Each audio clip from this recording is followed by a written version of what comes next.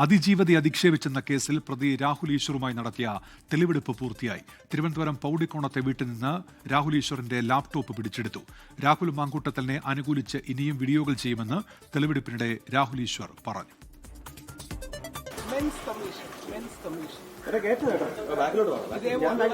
പരാതികൾക്കെതിരെയാണ് men's commission.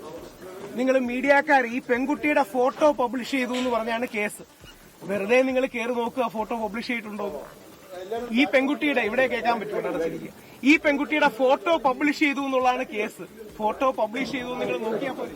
Rahul മാങ്കൂട്ടത്തിന് അനുകൂലമായി video ചെയ്യുന്നത് നിർത്തണമെന്നാണ് എന്നോട് ആവശ്യം. നിർത്തില്ല. ഗാന്ധി സുരേഷ് സാർ നമസ്കാരം. രാഹുൽ മാങ്കൂട്ടത്തിന് അനുകൂലമായി വീഡിയോ ചെയ്യുന്നത് നിർത്തില്ല. കേസിൽ മറ്റൊരു പ്രതിയായ സന്ദീപ് വാര്യർ തിരുവനന്തപുരം സെഷൻസ് കോടതിയിൽ മുൻകൂർ ജാമ്യ ഹർജി നൽകി. ഷഫീദ് റാവുത്തറുണ്ട് തിരുവനന്തപുരത്ത് നിന്നിപ്പോൾ വിവരങ്ങളുമായി. ഷഫീദ്, വിശദാംശങ്ങൾ എന്തൊക്കെയാണ്? ഉന്മേഷ്, അല്പസമയം മുൻപാണ് തിരുവനന്തപുരം പൗടിക്കോണത്തെ രാഹുൽ ഈശ്വറിന്റെ വീട്ടിലെ തെളിവെടുപ്പ് പൂർത്തിയാക്കി രാഹുൽ ഈശ്വറിനെ തൈക്കാട് സൈബർ പോലീസ് സ്റ്റേഷനിലേക്ക് മാറ്റുന്നത്. ഇനി അദ്ദേഹത്തെ വൈദ്യപരിശോധന പൂർത്തിയാക്കി കോടതിയിൽ ഹാജരാക്കും.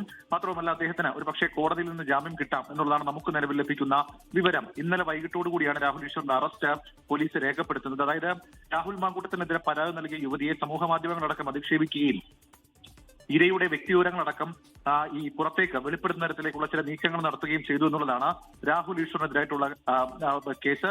ആ കേസിൽ കോൺഗ്രസിന്റെ നേതാവായിട്ടുള്ള സന്ദീപ് വാര്യർ അടക്കം പ്രതികളുമാണ്. ഈ കേസിൽ തന്നെയാണ് സന്ദീപ് വാര്യർ തിരുവനന്തപുരം സെഷൻസ് കോടതിയിൽ ഇപ്പോൾ മുൻകൂർ ജാമ്യം തേടിയിട്ടുള്ളത്. ആ ഹർജി മുൻകൂർ ജാമ്യ ഹർജി കോടതി ഫയൽ സ്വീകരിച്ചിട്ടുണ്ടെങ്കിലും അതിന്റെ തുടർനീക്കം സംബന്ധിച്ചുള്ള കാര്യങ്ങൾ ഇപ്പോഴും വ്യക്തതയില്ല. അതേസമയം ഈ രാഹുൽ ഈശ്വറിന്റെ കാര്യത്തിൽ രാഹുൽ ഈശ്വറിനെ നിലവിൽ ഇപ്പോൾ ചോദ്യം ചെയ്തിട്ടുണ്ട്. മാത്രമല്ല, അദ്ദേഹം നടത്തിയിട്ടുള്ള ഇടപെടലുകൾ അത് തെളിയിക്കുന്ന ചില വിവരങ്ങളുള്ള ലാപ്ടോപ്പുകൾ അത് സൈബർ പോലീസ് കസ്റ്റഡിയിൽ എടുത്തിട്ടുണ്ട്. ലാപ്ടോപ്പിൽ നിന്ന് ശാസ്ത്രീയ പരിശോധനയ്ക്ക് അയക്കും. അതിനുശേഷം ഈ കേസുമായി ബന്ധപ്പെട്ട തുടർനീക്കങ്ങളിലേക്ക് കടക്കും. മാത്രമല്ല, കേസിലെ 1ഉം 2ഉം പ്രതികളെ കസ്റ്റഡിയിൽ എടുക്കാനുള്ള നീക്കവും സൈബർ പോലീസ് നടത്തും. ഉന്മേഷ്. ഷഫീദ് റാവുത്തർ, തിരുവനന്തപുരത്ത്.